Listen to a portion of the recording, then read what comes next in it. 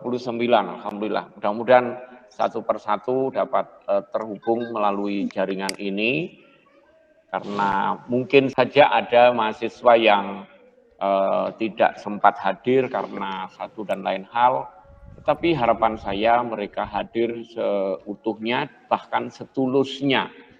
Karena di awal saat malam silaturahim, saya berharap hal-hal administratif akan diselesaikan dengan cara yang sebijak-bijaknya. Ini perlu diingat. Akan tetapi kita tetap konsentrasi keilmuan agar mendapat berkahnya. Sangat merugi apabila ada pikiran mendapatkan nilai dalam perkuliahan. Saya katakan sangat merugi. Karena apa? Jangan sampai nilai diperoleh tapi kurang manfaatnya. Saya mengubah urutannya. Silakan berkonsentrasi semaksimal mungkin. Kalau ilmu sudah tersimpan di dalam memori Bapak dan Ibu, insya Allah persoalan nilai akan kami selesaikan sebijak-bijaknya, termasuk beberapa mahasiswa yang mengalami hambatan tertentu, misalnya tidak sempat hadir karena gangguan jaringan, tidak sempat hadir mungkin karena ada kondisi kurang sehat atau tidak sehat, atau ada hambatan mendadak misalnya. Demikian itu jangan sampai kemudian ada pikiran untuk memberi sanksi. Saya tidak sepakat, karena apa? Kita berjauhan, tidak saling tahu dan tidak saling melihat. Namun jangan juga kelapang hatian Pak Sugip kemudian disalahgunakan. Jangan sampai itu terjadi. Saya memberi layanan semaksimal mungkin.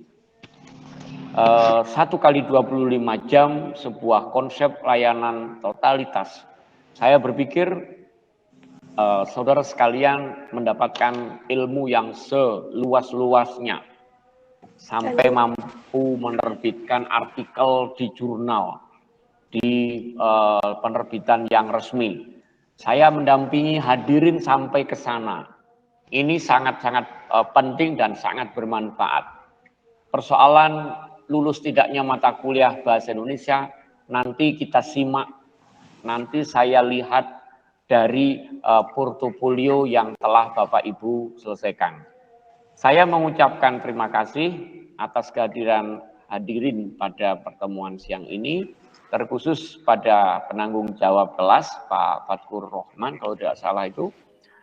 Mudah-mudahan selalu bersabar memberikan layanan kepada teman-teman di forum atau di kelas A17 maksud saya, supaya kelelahan kita memang tidak hanya berberkah ilmu tetapi juga ada pahala yang dapat kita petik kemudian. Saudara-saudara, sebagai bukti apakah suara saya dapat diterima dengan jelas, silakan dilihat tayangan saya, ada gambar lampion tangan.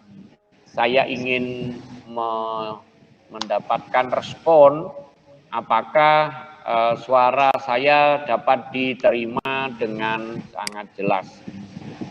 Senang sekali tampaknya mayoritas ya. Ada satu orang, Ibu Raudatul ini mungkin ya, tidak tampak di layar. Kalau yang lain, Pak Muryanto masih belum tampak. Lampion tangan langsung, boleh Pak Muryanto, boleh. Boleh begitu juga Pak Rianto, boleh begitu.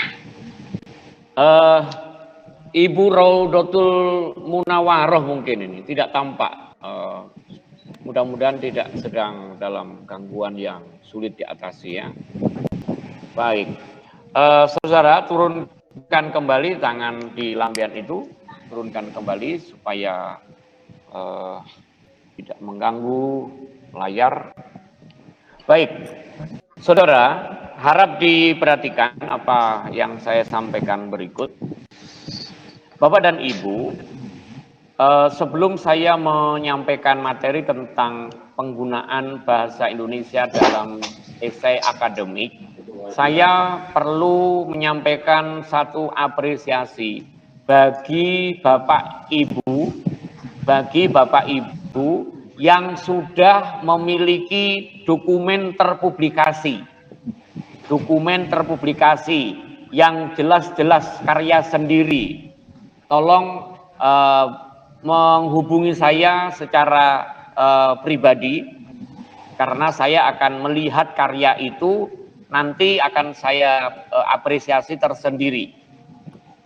Ini berlaku untuk semua, maksudnya para mahasiswa yang memiliki dokumen berupa karya ilmiah yang sudah terpublikasi secara resmi tentu, ya. Silahkan menghubungi saya secara pribadi. Saya akan memberi apresiasi tersendiri kepada yang bersangkutan. Baik, Pak Rois Kurniawan dan Pak Muhammad, mohon lambaian tangannya diturunkan lebih dulu. Ya, khusus, halo Pak Muhammad, tangannya diturunkan dulu lebih dulu supaya terlihat sama ya. Saudara-saudara, ada pertanyaan yang penting untuk dijawab. Mengapa bahasa ilmiah diperlukan? Mengapa bahasa ilmiah diperlukan? Jawabannya, untuk memublikasikan keilmuan. Jadi bahasa ilmiah itu diperlukan untuk memublikasikan keilmuan. Dengan bahasa ilmiah, logisnya, soal ilmu tidak boleh ada yang bias. Jadi bahasa ilmiah itu artinya bahasa keilmuan. Bahasa keilmuan diperlukan dalam segala bidang. Mengapa bahasa ilmiah diperlukan? Agar tidak terjadi bias informasi. Ini harap dipahami. Agar tidak terjadi bias informasi. Mengapa begitu, Pak? Ilmu milik umat. Tidak terikat oleh suku bangsa. Tidak terikat oleh negara. Ilmu untuk umat. Jadi bahasa yang digunakan harus ilmiah. Nah, pertanyaannya adalah bahasa ilmiah itu karakteristiknya bagaimana? Bahasa ilmiah memiliki karakteristik satu makna. Dengan kata lain, bahasa ilmiah itu denotatif atau lugas. Tidak boleh bahasa ilmiah bias, tidak boleh bersifat konotasi. Tolong diingat-ingat. Bahasa ilmiah itu lugas, denotatif. Tidak boleh bias, tidak boleh konotasi. Mengapa? Agar setiap orang memiliki persepsi yang sama terhadap informasi di dalam kata atau istilah itu. Bahwa ada orang yang salah paham, jangan menyalahkan istilahnya. Mungkin seseorang kurang atau belum memahaminya. Ini rasional mengapa bahasa ilmiah itu perlu. Oke. Yang kedua, bahasa ilmiah itu baku, bahkan beku. Ada dua hal. Bahasa Indonesia baku, bahkan bahasa Indonesia beku. Bahasa Indonesia baku artinya bahasa itu sesuai dengan tata bahasa, sesuai dengan kaidah, sesuai dengan peraturan-peraturan yang diberlakukan. Ini syarat bahasa ilmiah dalam bahasa Indonesia fokusnya. Jadi harus baku. Mengapa harus baku? Sekali lagi, jangan sampai timbul kesalahpahaman antar komunikator dan komunikannya. Jangan sampai terjadi kesalahpahaman. Bahasa yang digunakan bahasa baku. Bahkan bahasa Indonesia dalam bidang keilmuan juga dipersyaratkan bahasa yang beku. Artinya bahasa yang sudah menjadi dokumen kenegaraan. Contoh, penulisan pada kata Esa, sila ke-1 Pancasila, ditulis terpisah. Maha Esa, ditulis terpisah. Itu memang boleh. Padahal penulisannya seharusnya Maha Esa. Kata Maha disambung dengan kata Esa. Itu bentuk yang baku. Tetapi bentuk beku tulisannya dipisah. Mengapa? Karena kata Maha Esa di dalam sila ke-1 Pancasila merupakan ragam beku, ragam bahasa yang sudah menjadi dokumen kenegaraan negara tertentu, tentu seperti di Indonesia. Saudara-saudara, sebelum saya lanjutkan untuk menyampaikan kriteria yang lain, saya memberi kesempatan kepada mahasiswa di kelas kelas A17 ini. Mudah-mudahan ada semangat kemerdekaan yang tersirat dari nama kelas itu. Bisa saja Pak Sugit, ya ada canda-canda dikit lah, masa seperti masinis yang tak pernah berbelok-belok, kira-kira begitu ya. Baik, saudara, sebelum saya tambahkan, saya ingin menegaskan kembali bahwa bahasa ilmiah penting untuk dipahami oleh segenap insan akademis dari tingkat pendidikan dasar sampai pendidikan tinggi. Mengapa? Karena ilmu hakikatnya milik umat sejagat.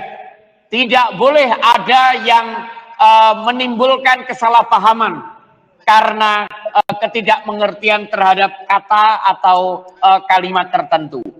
Tadi sudah saya ungkapkan satu kenyataan bahwa bahasa ilmiah memiliki karakteristik satu, lugas. Lugas artinya denotatif, bukan bias, bukan konotatif. Itu yang ke-1. Yang kedua, tadi saya katakan bahwa bahasa ilmiah itu bahasa yang baku, bukan bahasa yang suka-suka penulisnya, tapi bahasa yang baku, bahkan bahasa beku. Ya, saya beri kesempatan kepada mahasiswa untuk mengacungkan, maksud saya melambaikan tangan dengan kode seperti ini. Nanti saya akan memanggil dari layar. Saya minta bantuan saudara Fatkur Rohman untuk mencatat penanya dan apa pertanyaannya. Ya Bapak. Mohon maaf merepotkan Mas Fatkur Rohman karena harus memasang mata telinga yang selurus-lurusnya. Baik, dipersilakan. Sudah muncul.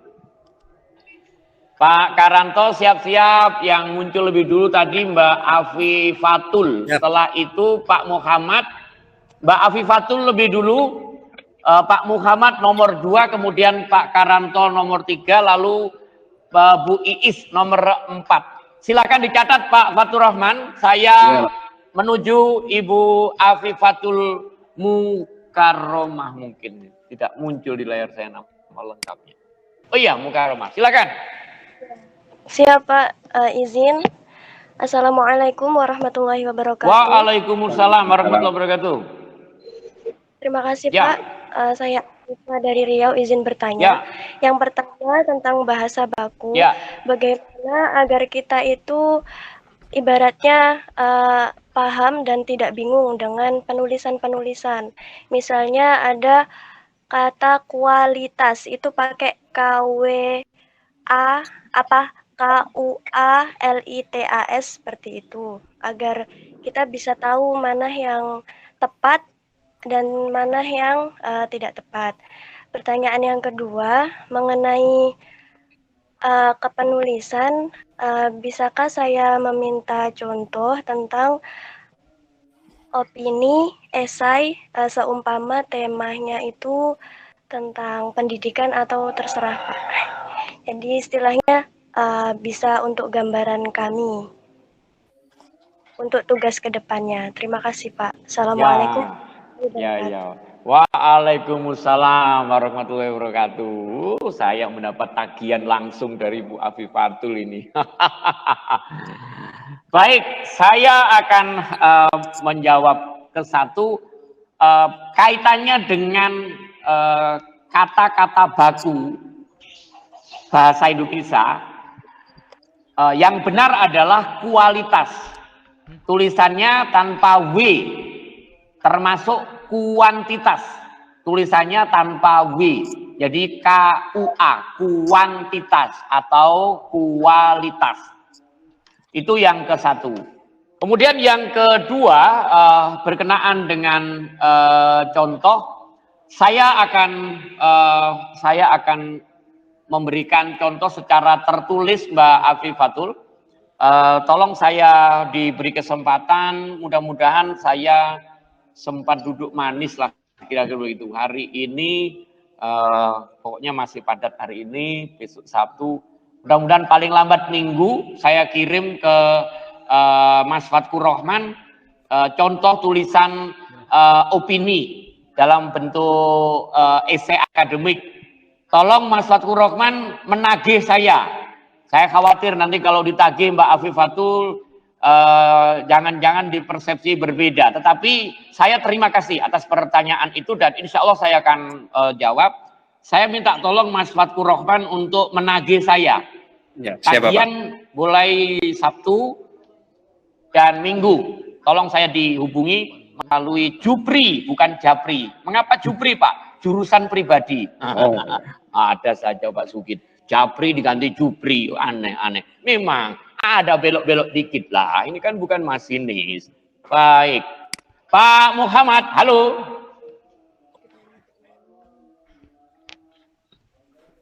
Saya ini berada di kelas. Ini mahasiswa saya baru pulang. Jadi saya sendiri dari masjid langsung kembali ke kelas. Pak Muhammad, halo. Memang hampir lepas jakun ini, belum juga dijawab, luar biasa.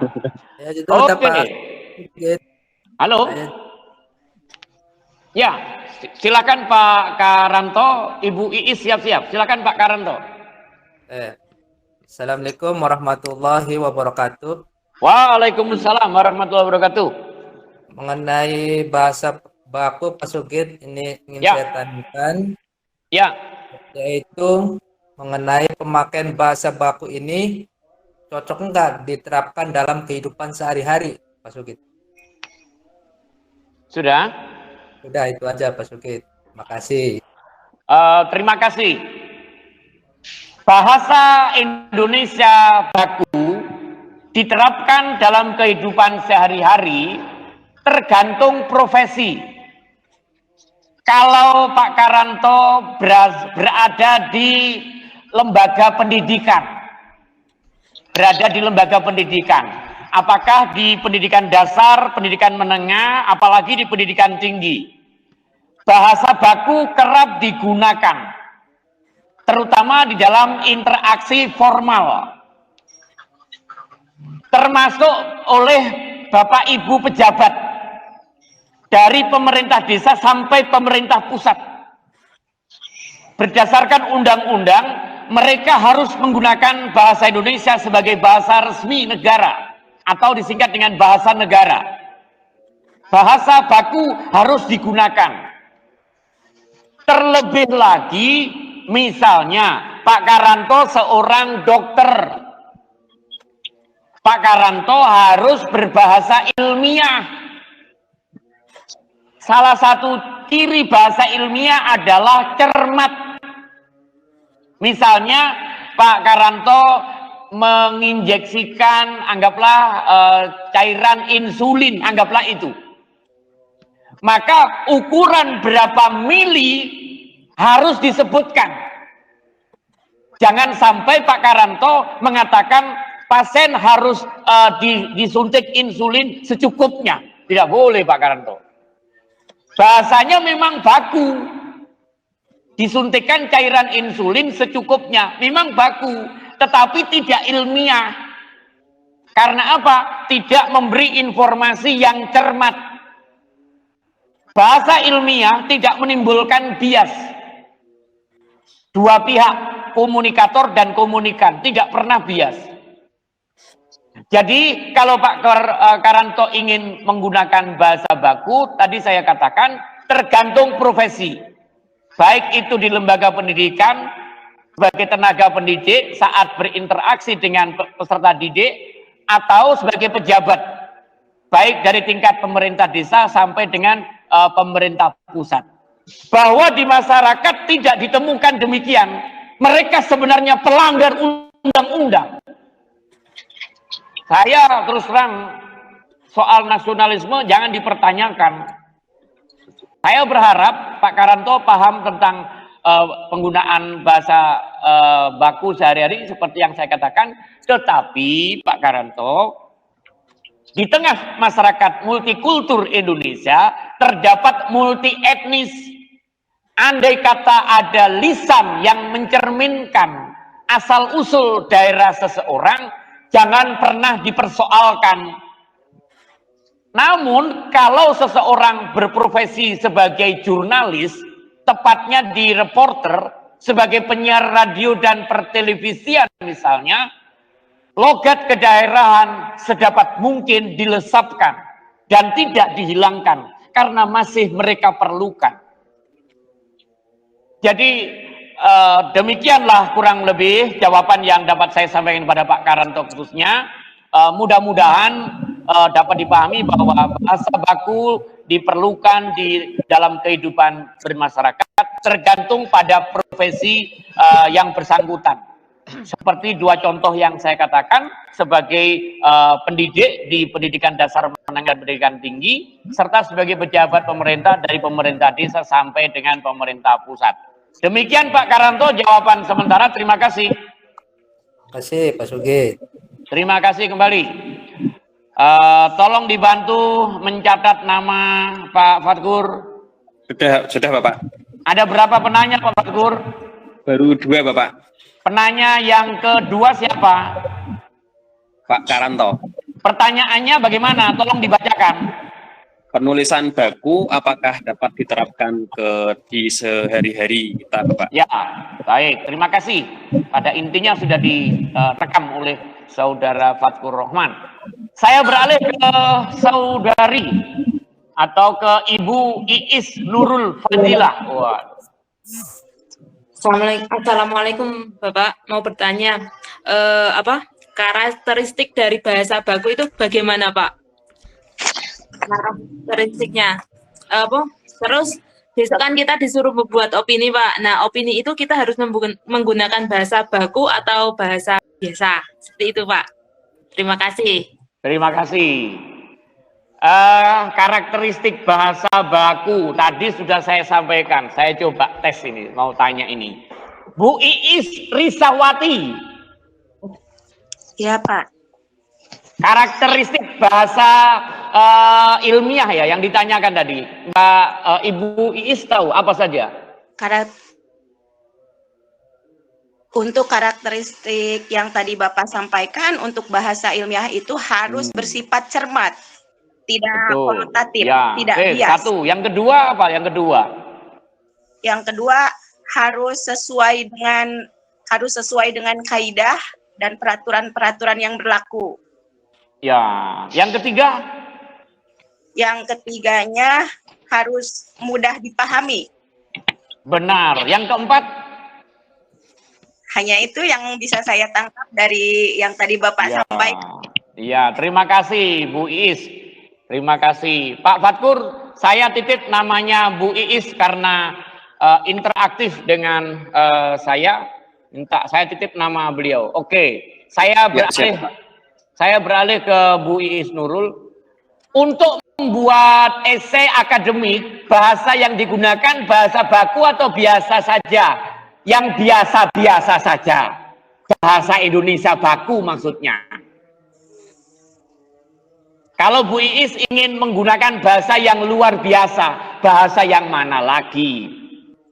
Bahasa Indonesia yang biasa-biasa saja, asal baku. Sudah Bu Iis? Sudah Pak. Alhamdulillah, terima kasih. Ada 4 orang sudah merespon. Saya kembali ke Pak Muhammad. Halo.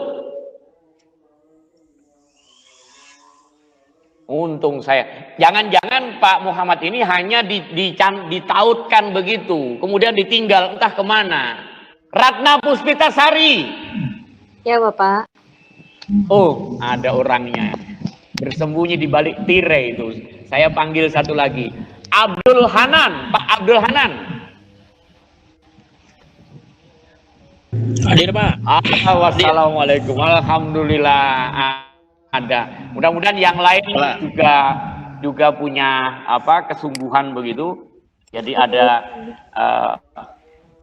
penanya berikutnya. Halo, Pak Karanto, lambean tangannya diturunkan karena akan ada yang lain yang akan hadir. Pak Muhammad ini hanya terpaut ya, tetapi tidak tampak. Saya sudah panggil berulang.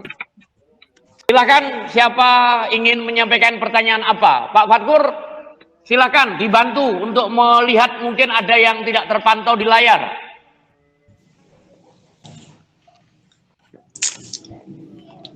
Beberapa hanya belum ada wajahnya Pak. Oh ya, ini sudah ada muncul.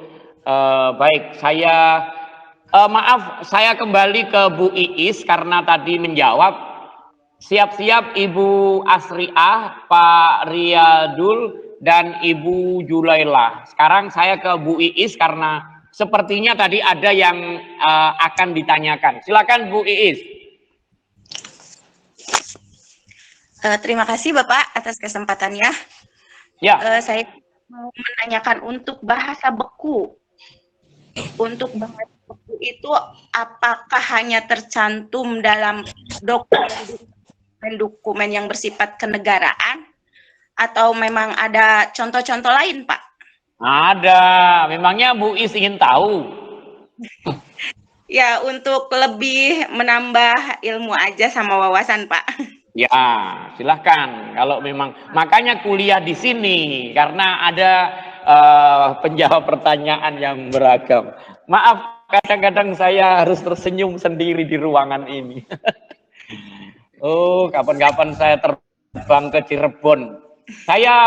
Saya berada di Pulau Jawa ini baru 4 tahun.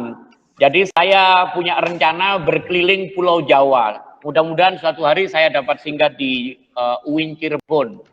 Amin. Ya, nanti siapa yang ingin bertemu di Cirebon di kampus, insya Allah. Baik, Ibu Iis, untuk diketahui bahwa bahasa beku adalah bahasa yang memang tidak diubah oleh pakar bahasa sekalipun. Tidak ada perubahan. Walaupun itu salah, tetap dipakai seperti aslinya. Dalam kehidupan berbangsa dan bernegara, ada kata-kata yang dipakai di dalam dokumen kenegaraan. Misalnya penulisan yang Maha Esa di dalam sila ke-1 Pancasila. Kesalahan itu tidak diubah. Kalau tulisan Maha Kuasa ditulis serangkai. Karena apa? Kata Maha merupakan bentuk terikat. Jadi harus ditulis serangkai. Kalau Maha Esa ditulis terpisah. Karena apa? Terkait dengan dokumen kenegaraan, ragam beku. Dalam kehidupan berbangsa, ada yang kita kenal istilah mantra. Ada istilah mantra.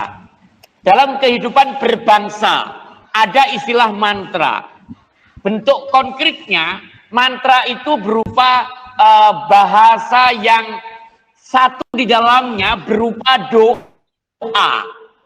Mantra dari generasi ke generasi diturunkan atau disampaikan sesuai dengan aslinya, tidak berubah walaupun ganti generasi. Namun mantra kerap ditulis menggunakan bahasa daerah. Ragamnya ragam beku. Maksudnya dari nenek moyang ke sekarang dan ke masa akan datang, mantra sudah demikian adanya, tidak diubah-ubah. Misalnya mantra menuju laut untuk menjaring ikan, ada mantranya, tidak boleh diubah-ubah. Kok bisa begitu, Pak? Oh, bahaya kalau diubah. Ya salah makna, kira-kira begitu. Pak Sugit punya makna orang melaut. Saya tidak punya mantra itu karena saya bukan anak pelaut. Ya, saya anak seorang petani yang tak bersawah. Petani tak bersawah. Jadi begitu, Bu. Jadi berbangsa dan bernegara. Ada dua contoh. Ada ragam beku, sila Pancasila, dan juga ada ragam beku dalam kehidupan berbangsa. Dalam hal ini konkretnya misalnya mantra-mantra yang berisi doa yang diberikan oleh leluhur diteruskan ke anak cucu dan ya seperti itu ya, itu namanya ragam beku, ragam yang tidak diubah-ubah meskipun salah. Baik, terima kasih Bu Is. Bu Is di daerah mana? Sumedang, Pak. Sumedang. Baik, terima kasih. Saya beralih ke Ibu Asriah. Halo Bu Asriah. Ya, Assalamualaikum. Ya, Waalaikumsalam. Terima kasih Pak dosen. Terima kasih kembali. Kan pada akhirnya nanti kami untuk membuat artikel yang dipublikasikan. Ya. Yang saya mau tanya, syarat-syarat untuk kita bisa publikasi terhadap artikel kita layak dipublikasikan itu seperti apa?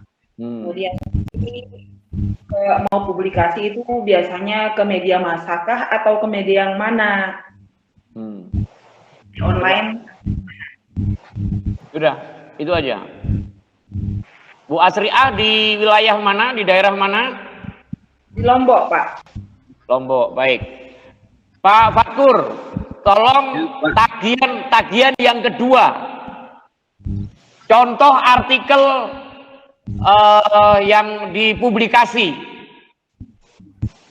Banyak pula tagihan nih. Tapi tidak apalah, saya senang. 1 kali 25 jam. Bila perlu pertemuan ini tidak usah bubar. Oke. Sebagai jawaban sementara, kecuali contoh Ibu Asriah, kecuali contoh akan saya berikan melalui Pak Fatkur. Tolong minggu paling tidak Ibu hubungi Pak Fatkur. Begini Ibu Asriah, memang benar Bapak dan Ibu saya minta untuk menghasilkan artikel ilmiah yang terpublikasi. Aturan khusus tentang artikel tolong dicari pada jurnal-jurnal yang Bapak Ibu pilih. Topiknya tentang apa, Pak? Saya memberi kebebasan. Namun kalau boleh disarankan dengan sangat hati-hati, saya menyarankan ada kata kunci pendidikan. Ada kata kunci pendidikan. Bicara soal pendidikan, aura Islamiahnya tentu dapat. Tentu sudah masuk di dalamnya. Ini saran untuk topik artikel yang akan Bapak Ibu hasilkan. Bagaimana cara mempublikasikannya? Artikelnya disiapkan dulu. Lalu Ibu cari pedoman yang berlaku di jurnal itu. Lalu artikel yang Ibu miliki, Ibu sesuaikan dengan aturan yang ada di jurnal sasaran. Boleh jadi di bagian awal sekilas, di bagian awal ya, di bagian awal itu ada di bagian awal ada judul, maksudnya di bagian atas ada judul, bawahnya ada abstrak, bawahnya lagi ada pendahuluan, bawahnya lagi ada metode penelitian, bawahnya lagi ada hasil dan pembahasan, bawahnya lagi ada simpulan, bawahnya lagi ada referensi. Itu strukturnya. Mengenai panjang pendeknya artikel, silahkan mengikuti panduan yang ada di jurnal itu. Jadi publikasinya melalui apa, Pak? Melalui jurnal resmi. Terserah, pokoknya jurnal resmi. Saya tidak menambahkan jurnal yang terlalu sulit. Yang penting jurnal itu resmi. Baik sudah terakreditasi maupun belum terakreditasi. Saya tidak terlalu jauh menuntut ke sana, sebab yang akan saya periksa adalah keilmiahan bahasanya. Loh Pak, memeriksa keilmiahan bahasa, mengapa mesti bentuk artikel yang dihasilkan? Ya, saya ingin mendapatkan cermin dari pengelola artikel di jurnal itu. Kalau tulisan dikirimkan ke jurnal, artikel itu setidak-tidaknya mendapatkan tanggapan. Jangankan diterbitkan, diterima saja oleh pihak pengelola jurnal. Bukti penerimaan boleh dikirimkan ke Pak Sugit sebagai syarat untuk penilaian akhir. Jadi seperti itu Bu Asriah. Mudah-mudahan Ibu bersabar. Insya Allah minggu ada contoh yang dapat diminta ke Pak Fatkur. Nanti Pak Fatkur akan menghubungi saya. Terima kasih Bu Asriah. Berikutnya Bapak Riyadul. Halo. Ya, halo. Halo lah, Pak Riyadul di mana? Halo. Di rumah, Pak, di rumah. Iya, saya di kampus. Maksudnya di rumah di mana? Di daerah mana maksud saya? Di Tegal. Oh, baik, di Tegal. Silakan ya, Pak Riyadul. Izin bertanya, tadi ya, kalau nggak salah Bapak menyampaikan ada bahasa beku dan baku ya, Pak? Ya. Itu perbedaannya apa antara bahasa baku dan beku? Sedangkan dua kata itu hampir sama, seperti ya, itu. Itu aja, Pak. Makasih. Baik, terima kasih. Saya lelang. Siapa yang ingin menjawab, nama langsung dicatat oleh Pak Fatkur. Halo. Ini lelang. Harus ada yang berani. Ini mata kuliah bahasa Indonesia. Memangnya kalau salah, kenapa? Tidak apa-apa. Siapa izin? Ada yang izin ini. Mbak Afifatul Mukarroma. Mas Kur, catat nama Mbak Afifatul. Silakan. Ya Pak, ya Pak. Ya Pak, izin tadi disampaikan oleh Bapak Sugit tentang bahasa baku dan bahasa beku. Jadi kalau bahasa baku adalah bahasa ilmiah, itu harus denotatif atau lugas, tidak boleh bersifat bias dan konotatif, agar setiap orang mempunyai pemahaman yang sama dengan istilah itu. Sedangkan kalau bahasa beku itu artinya sesuai dengan tata bahasa dan kaidah peraturan yang diberlakukan. Jangan sampai timbul kesalahpahaman antara komunikator dengan komunikannya. Beku artinya sudah menjadi dokumen kenegaraan. Tadi contohnya adalah Esa, Maha Esa, seperti itu.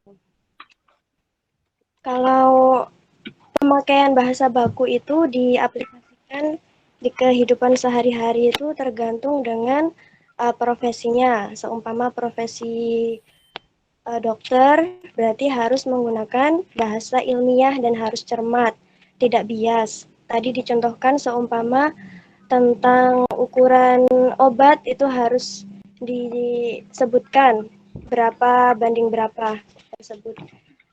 Kalau dicontohkan tadi bahasa beku itu adalah mantra. Seperti itu, Pak.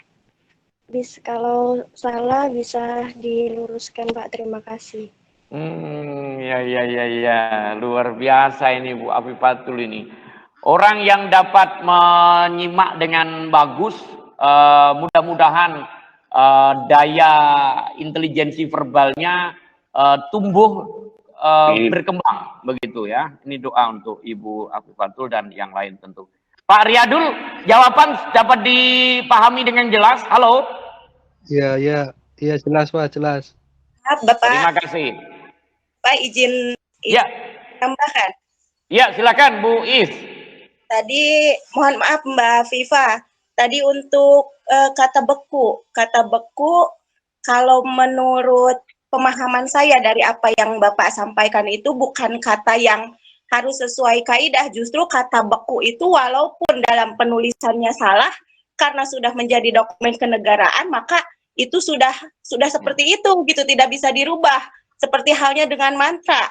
Mantra juga sudah tidak bisa dirubah. Kalau yang sesuai dengan kaidah dan peraturan-peraturan itu adalah kata beku. Sementara kata baku, sementara kata beku itu walaupun salah dalam penulisan, contohnya dalam Pancasila, sila pertama Maha Esa itu kan seharusnya kalau di kata beku kan harusnya disatukan. Tapi karena ini kata beku, dokumen kenegaraan, penulisannya dipisah juga sudah tidak bisa disalahkan gitu Pak, karena itu merupakan kata beku. Walaupun dalam penulisan salah tidak bisa dirubah, tetap seperti itu. Ya. Terima kasih. Terima kasih. Terima kasih.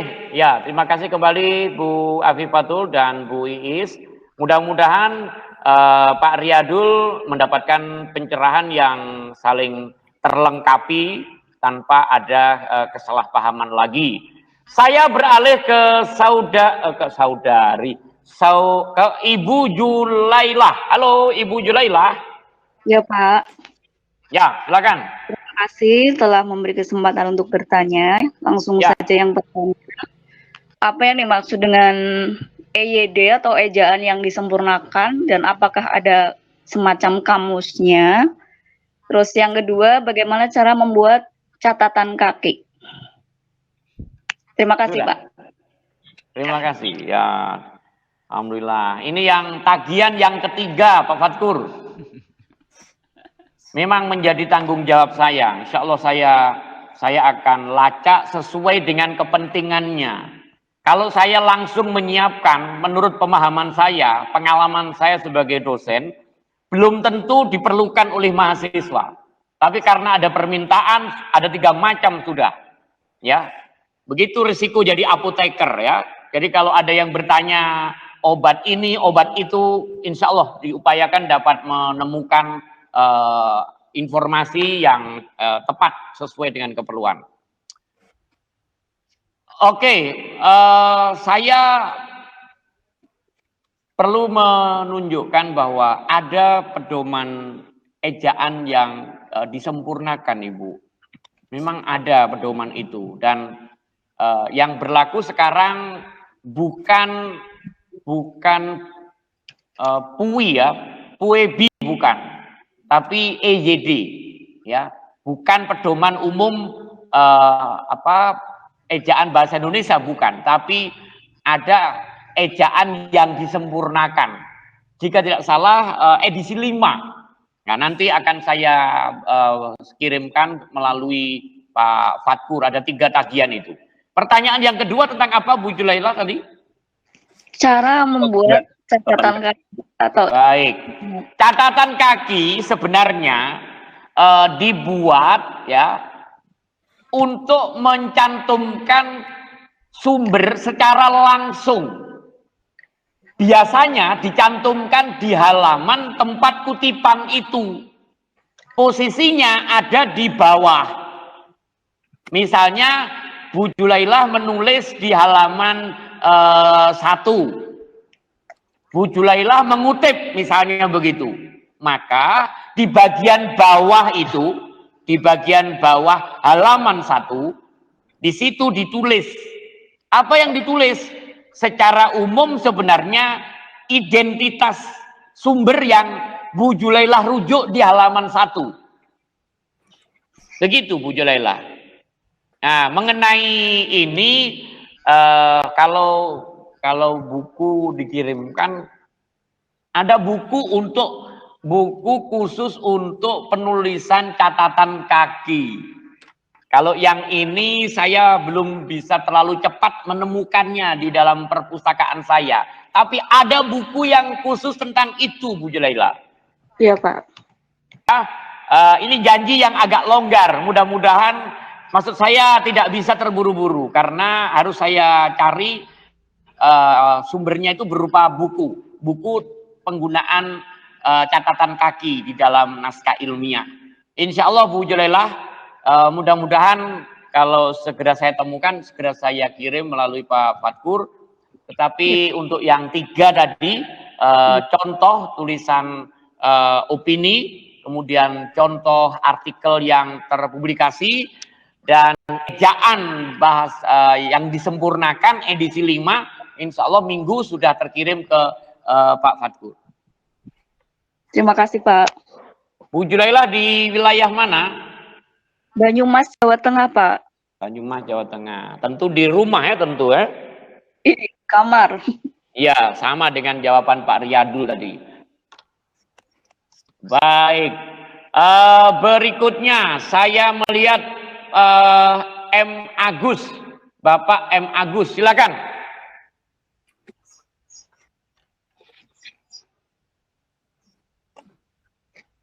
Halo M. Agus. Pak, Assalamualaikum warahmatullahi wabarakatuh. Waalaikumsalam warahmatullahi wabarakatuh. Saya agak tergoda dengan catatan kaki tadi, Pak. Nah, silakan. Ini mau tanya perbedaan antara catatan kaki dengan daftar pustaka itu di mana ya, Pak ya? Kurang paham. Baik, daftar pustaka itu selalu di belakang, Pak. Kalau catatan kaki munculnya di bawah, di halaman itu. Oke? Berarti lebih terperinci gitu ya, Pak ya? Ya, posisinya. Tadi saya jawab dari segi posisi. Oh. Kalau catatan kaki, jelas-jelas berupa referensi yang dirujuk. Jelas-jelas sumber yang dirujuk di halaman itu. Tapi kalau daftar pustaka memungkinkan ada referensi yang tidak dirujuk tapi boleh dicantumkan. Paham, Pak Agus? Siap, paham. Pak Agus di daerah mana? Siap, dari Lampung. Baik, terima kasih Pak Agus. Siap. Suara saya terdengar jelas di sana? Siap, terdengar. Ya, baik. Terima kasih. Sama-sama, Pak. Baik, selanjutnya Ibu Mumu Mutaharo. Mumu Mutaharo, betulkah ini? Betul, Pak. Oh, silakan. Terima kasih, Pak, sebelumnya. Kita kan lagi ngebahas bahasa ilmiah ya. Dari bahasa ilmiah sendiri itu, ada nggak sih ciri-ciri atau macam-macamnya bahasa ilmiah? Terus tujuannya dari bahasa ilmiah itu sendiri apa? Gitu? Ayo. Tadi sudah saya sampaikan di awal, dilelang siapa yang dapat menjawab. Halo. Sambar.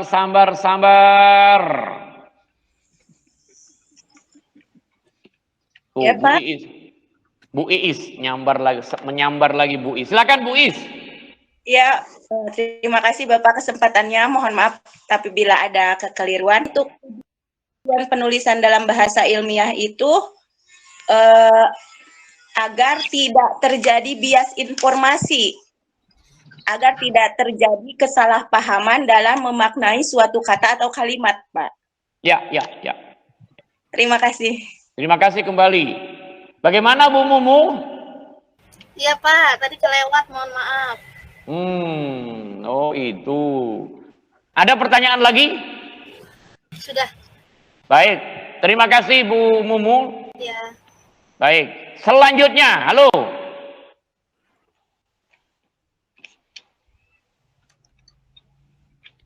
Baik, saya periksa di layar ini. Pak Muhammad Iksan Pradana. Oh, belum datang. Pak Muhammad Iksanuddin. Ya, Pak. Silakan. Dari daerah mana Pak Iksanuddin? Jepara, Jawa Tengah, Bapak. Jepara, Jawa Tengah. Silakan Pak Muhammad Iksan. Bismillahirrahmanirrahim. Izin bertanya, Bapak. Ya. Mengenai penggunaan kata, ya. Itu kalau dalam gramatika Arab itu kan penggunaannya itu kan harus sesuai dengan objeknya. Artinya ketika lawan bicaranya itu orang-orang biasa, bukan orang akademis, itu juga digunakan bahasa-bahasa yang istilahnya mudah dipahami oleh mereka. Gitu. Nah, yang saya tanyakan dalam pembuatan opini nanti itu bagaimana Bapak? Sesuai topik yang kita buat atau sesuai kemampuan yang kita miliki atau nanti sesuai objek yang menjadi sasaran kita, itu Bapak. Ya, ya.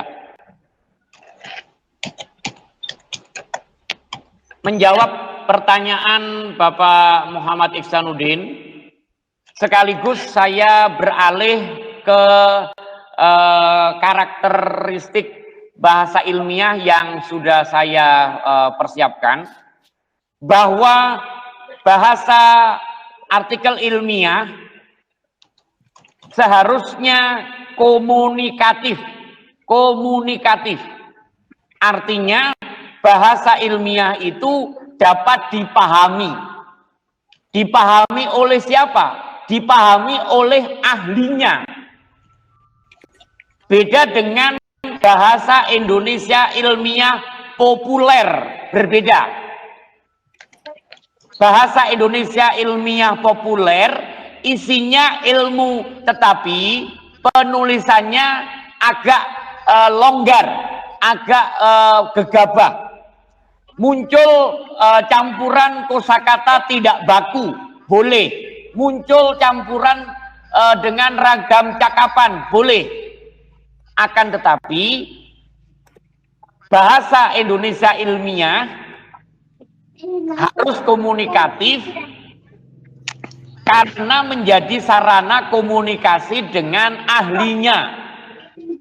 Maksudnya begini, misalnya Pak Muhammad Iksanuddin sebagai seorang dokter, tulisan Pak Iksanuddin lazim dibaca oleh tenaga-tenaga dokter.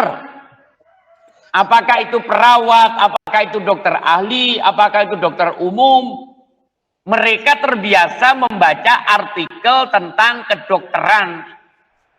Ini berarti bahwa artikel yang ditulis Pak Iksanuddin harus komunikatif bagi orang yang sebidang pada bidang yang dipilih itu.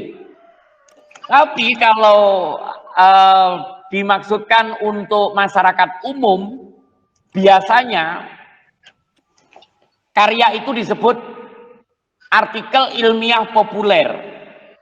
Bedanya dengan artikel ilmiah murni dari penggunaan istilah. Artikel ilmiah populer, bahasa Indonesianya agak longgar. Longgar maksudnya Bapak Ibu boleh menambahkan ragam cakapan, menambahkan ragam gaul, menambahkan bahasa daerah tertentu, tidak apa-apa. Yang penting dapat dipahami dengan mudah oleh semua kalangan. Maka itu artikel ilmiah populer, komunikatif buat semua. Buktinya artikel ilmiah populer dimuat di Persurat Kabaran. Misalnya dimuat di Suara Merdeka Semarang. Mungkin dimuat di Solo Pos, Surakarta. Mungkin dimuat di Harian Fajar, kalau tidak salah di Makassar, kalau tidak salah itu. Dimuat di Kompas, misalnya di Jakarta. Jadi ada artikel ilmiah populer. Kembali ke pokok pertanyaan, pada intinya tulisan yang dibuat oleh seorang ahli, keduanya harus komunikatif. Tetapi penggunaan istilah-istilah dalam bidang tertentu menjadikan tulisan itu cocok dibaca oleh orang yang sebidang. Sebaliknya, tulisan yang dibaca oleh masyarakat umum, istilah-istilah yang digunakan boleh mendapatkan campuran-campuran, apakah itu campuran dengan bahasa daerah, ragam cakapan atau ragam gaul, tujuannya sama, agar tulisan mudah dipahami. Dari penjelasan ini dapat kita mengerti bahwa pembaca artikel ilmiah dan pembaca artikel ilmiah populer yang lebih berpeluang jumlah banyaknya adalah artikel ilmiah populer, karena bahasanya memang benar-benar longgar. Demikian Pak Iksanuddin, terima kasih.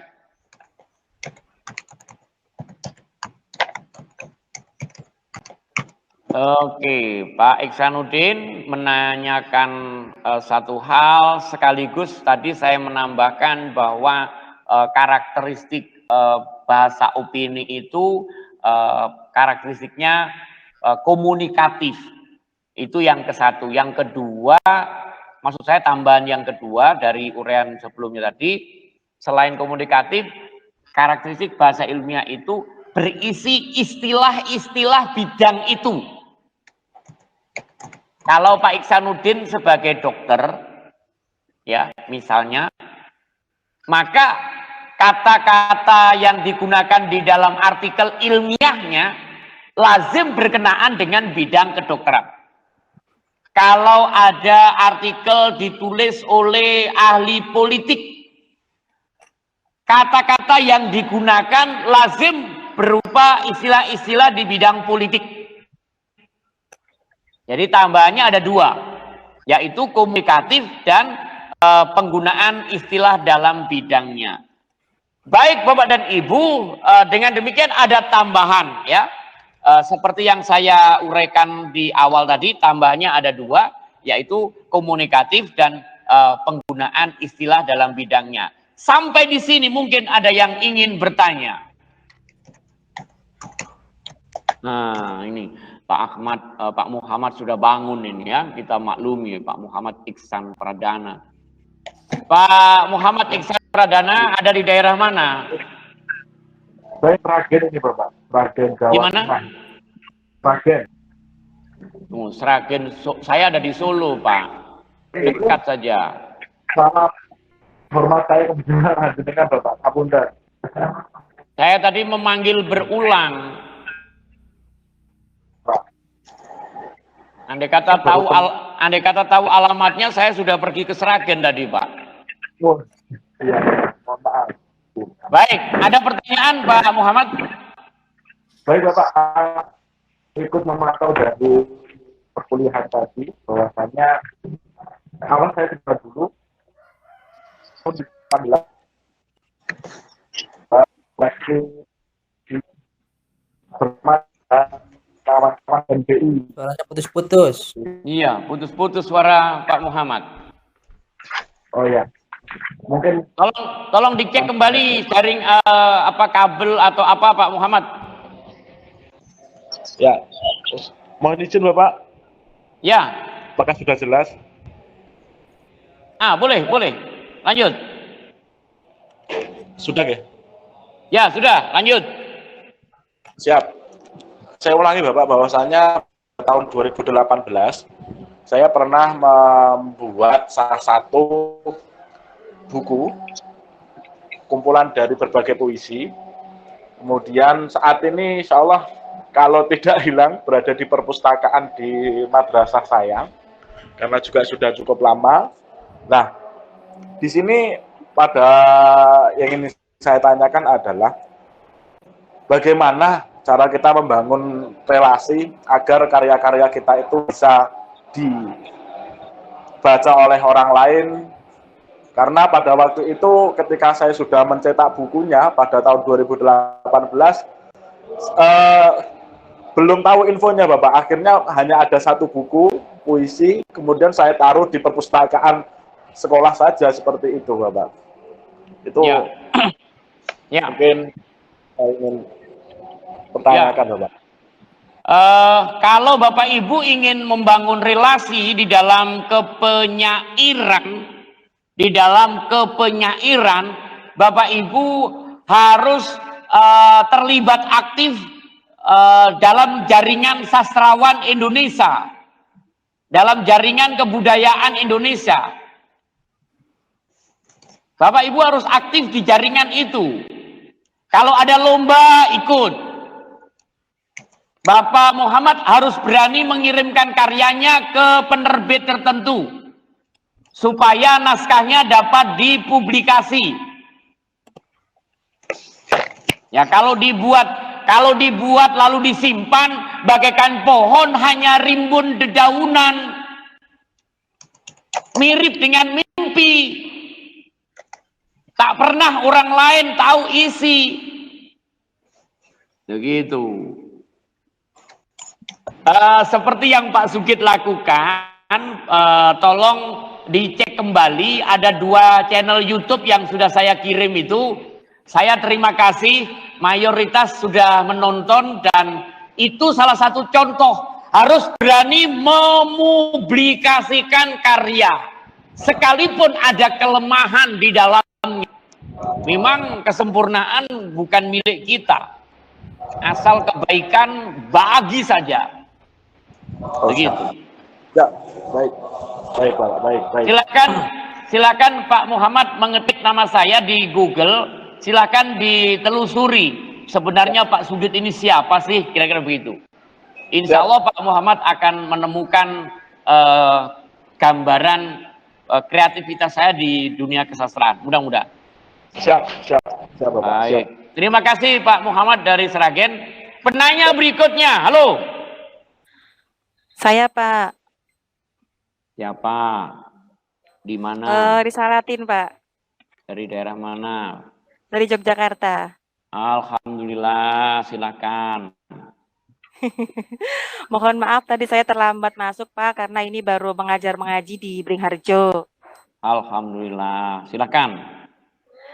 Yang ingin saya tanyakan Pak, saya juga entah tidak tahu ya apakah ini sudah dibahas atau belum. Saya ingin menanyakan, bagaimana caranya kita itu membuat artikel, tipsnya membuat artikel yang sesuai dengan maksudnya supaya kita itu mudah gitu loh Pak. Tipsnya untuk membuat artikel lebih mudah itu seperti apa Pak? Baik, sekarang saya tanya balik Bu Risalatin Sutadi. Ibu sampai hari ini Ibu pintar membuat masakan apa? Kalau saya biasanya masakan Sunda, Pak. Nah, Ibu pintar membuat masakan Sunda? Iya. Iya sih sebenarnya kalau dibilang pintar sih enggak sih, cuman biasanya saya masak masakan Sunda gitu.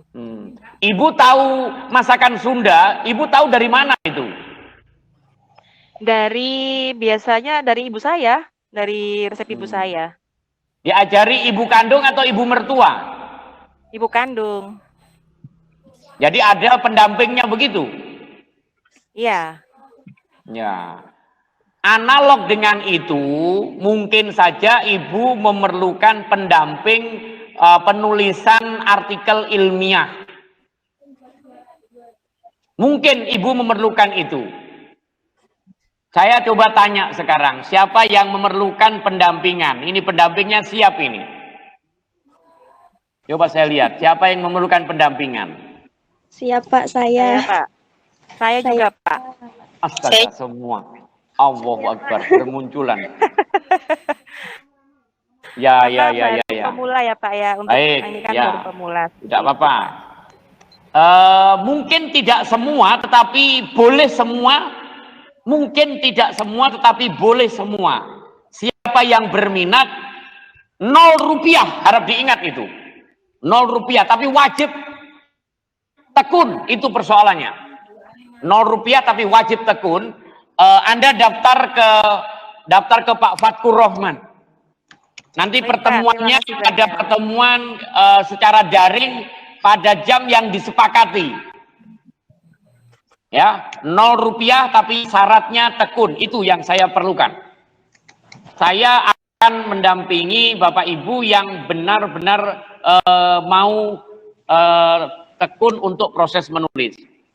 Baik, tapi untuk jawaban sementara kepada ini Ibu Risalatin khususnya, bahwa kalau Ibu ingin membuat artikel ilmiah murni, saya menyarankan Ibu merasa atau mengintrospeksi diri. Di dalam diri Ibu sudah ada atau belum ilmu tentang sesuatu yang akan ditulis. Bayangkan dengan ballpoint ini.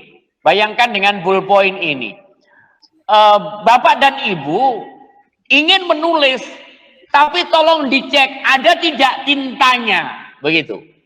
Kalau Ibu Risalatin ingin menulis artikel ilmiah, misalnya tentang pendidikan PAUD, misalnya. Mau tidak mau, suka tidak suka, Ibu Risalatin harus mengisi diri dengan membaca teori, membaca beragam referensi tentang pendidikan PAUD. Insya Allah kalau ada substansi apa yang akan ditulis, sudah ada di memori, tentu saja tidak akan ada kesulitan untuk menuangkannya. Pertanyaannya sekarang, Ibu akan menulis artikel ilmiah, dipublikasi di mana? Misalnya di majalah A atau di majalah B. Maka Ibu harus mencari majalah A, mencari majalah B. Apa yang dicari? Aturan khusus untuk membuat artikel di majalah A dan aturan khusus membuat artikel di majalah B. Jadi harus tahu aturan yang diberlakukan di jurnal atau di majalah itu. Dan ini harus ditempuh. Mungkin artikel yang dikirim ditolak. Tolong diperhatikan apa alasan penolakan. Oh, ternyata harus direvisi. Ya, perbaiki. Kirim lagi. Ditolak lagi, Pak. Revisi lagi. Ditolak lagi, Pak. Revisi lagi. Pak, sudah 5 kali direvisi. Ya, sudahlah. Barangkali perlu konsentrasi ditambah begitu ya. Mudah-mudahan Bapak dan Ibu tidak menghadapi kendala atau hambatan apabila Bapak Ibu bersabar. Memang syarat untuk menghasilkan karya ilmiah, seperti orang bersekolah, syaratnya harus sabar. Jangan seperti mental martabak, banting telur goreng jadi. Tidak bisa begitu. Harus ada proses. Ya, jangan seperti banting telur jadi, jangan. Ya, tidak bisa. Jadi harus ada pengenalan jurnal dan pemahaman aturan yang berlaku. Kalau sudah ada ilmu yang tersimpan, insya Allah Bapak dan Ibu dapat memahami bagaimana penulisan artikel itu dilakukan dan bagaimana dipublikasikan. Sementara demikian untuk Ibu Risalatin Sutadi dari Yogyakarta. Terima kasih. Baik, Pak. Terima kasih banyak. Baik, terima kasih kembali. Lanjut. Saya, Pak. Ibu Faikhotul Askia. Ya, jadi di sini. Ketika Ya, dalam penulisan, ya terima kasih artinya. Ketika dalam artikel ilmiah kan harus menggunakan bahasa baku yang sesuai dengan kaidah-kaidah dan peraturan kebahasaan. Seperti yang terdapat dalam Kamus EYD ya Pak. Nah, sedangkan untuk saya pribadi itu nggak tahu isi EYD itu seperti apa. Jadi saya mau minta solusi itu gimana? Ya. Solusinya Ibu menghubungi Pak Fatkur Rahman. Sekarang Ibu sampaikan ke Pak Fatkur Rahman. Ya, ini sudah saya tulis, Pak. Bagaimana? Sudah saya tulis orang-orang yang aktif. Oh ya. Ibu Faikhotul ada di daerah mana? Banyumas, Kemeranjen. Banyumas. Ejaan yang disempurnakan insya Allah minggu dapat diperoleh. Silakan hubungi Pak Fatkur Rahman. Kenapa? Tadi. Ya, Pak, terima kasih. Baik, terima kasih kembali. Maaf, aku nggak fokus. Tadi kan Luar biasa Bu Risalatin ini. Kalau sudah mendapat jawaban, coba cerianya. Rupanya sambil masak beliau ini. Tutup korden, masak begitu. Tidak apa-apa. Mohon maaf, salah bisa di-unmute. Coba dengarkan itu. Luar biasa ini. Memang pintar masak beliau ini. Penanya berikutnya. Halo.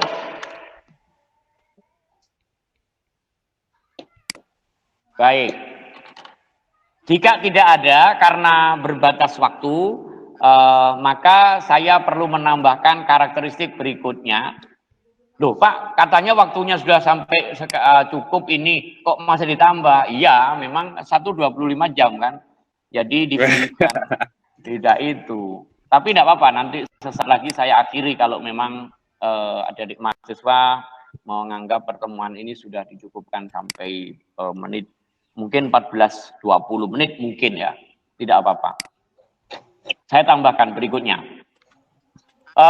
Bapak dan Ibu, saya ingin menggarisbawahi bahwa perkuliahan Bahasa Indonesia bersama saya jangan berpikir sebatas mendapatkan nilai untuk kelulusan, tetapi yakinlah bahwa saya insya Allah akan mencurahkan keilmuan baik kebahasaan maupun kesastraan yang Bapak Ibu perlukan, sehingga lulus itu bukan persoalan bukan persoalan sulit, tapi sesuatu yang memang layak untuk dinyatakan bahwa Bapak Ibu layak lulus. Namun demikian berproseslah ya, berproseslah dengan tekun. Insya Allah ada keberkahan ilmu yang berkelanjutan.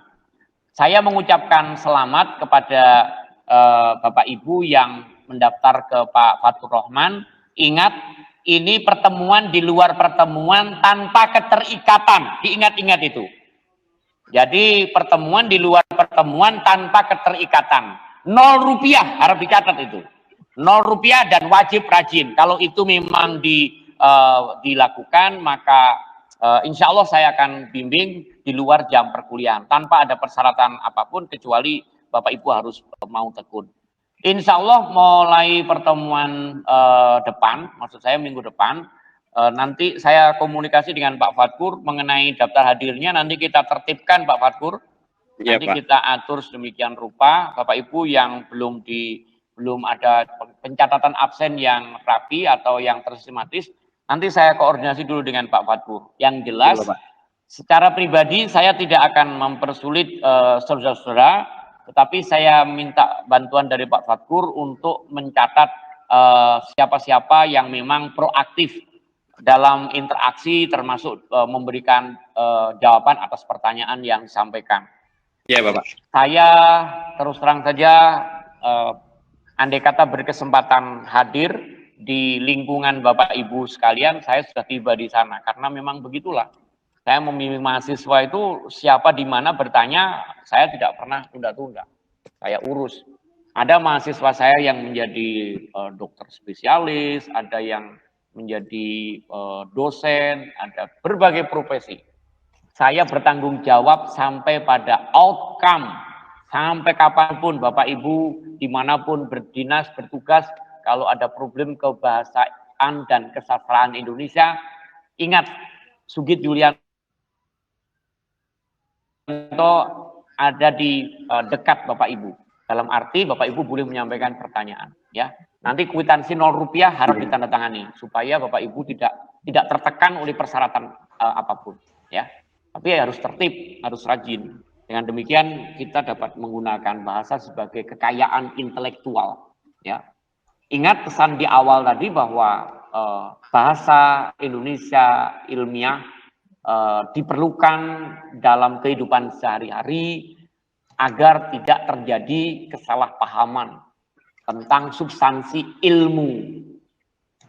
Ya, harus digunakan bahasa ilmiah.